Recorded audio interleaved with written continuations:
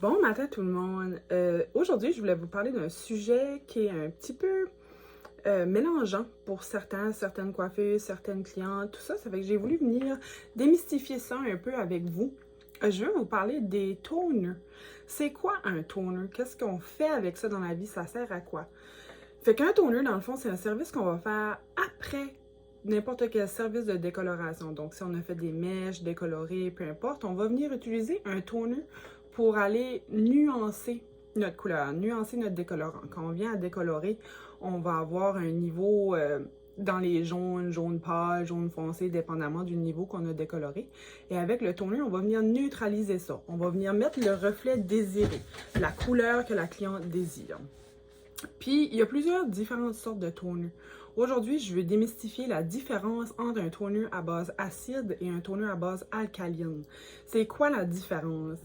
Un toner acide, c'est quelque chose, dans l'échelle de pH, on va aller soit dans l'alcalin ou soit dans l'acide. Acide, ça va refermer les pores, ça va restabiliser le cheveu, ça va le ramener à son état le plus proche de son pH naturel.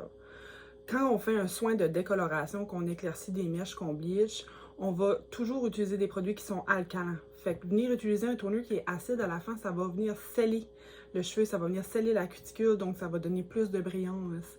Avec la compagnie que je travaille avec présentement, Professionnel by Fama, on a aussi des Key Pro dans nos toners qui vont hydrater, renforcer le cheveu, ramener la structure moléculaire plus naturelle possible. Ça fait très doux pour le cheveu, puis ça traite le cheveu en même temps.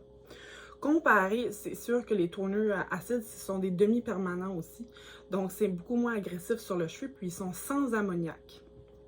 Tandis que quand on va utiliser un toner alcalin, ça va être toutes les colorations permanentes dans le fond. Quand on utilise des toners qui sont alcalins, souvent dans le produit, dans le tube, il y a beaucoup d'alcalinité parce que c'est des niveaux qui sont très clairs. Ils sont faits pour éclaircir. Qu'est-ce qui arrive, c'est qu'on vient de faire un service alcalin, puis on va remettre de l'alcalin par-dessus. Fait que ça va pas faire un effet scellant. La couleur va délaver beaucoup plus vite, il va avoir moins de brillance. Puis qu'est-ce qui peut souvent arriver dans ces cas-là avec un toner alcalin, c'est que la couleur naturelle à travers les mèches va finir par éclaircir avec le temps. Parce que chaque fois, on rajoute un peu d'ammoniac, un peu d'ammoniac, un peu d'ammoniac. C'est de là l'importance d'utiliser des toners qui sont à base acide, qui sont des demi-permanents. C'était mon petit enseignement pour vous aujourd'hui. Si vous avez des questions, ça va me faire plaisir de répondre. Vous pouvez m'envoyer un message en privé, en commentaire. J'aime ça, vous éduquer puis vous apprendre des petites choses. Fait qu'aujourd'hui, c'était ça. La petite différence entre le toner alcalin et le toner acide. Fait que, on priorise souvent les toners acides.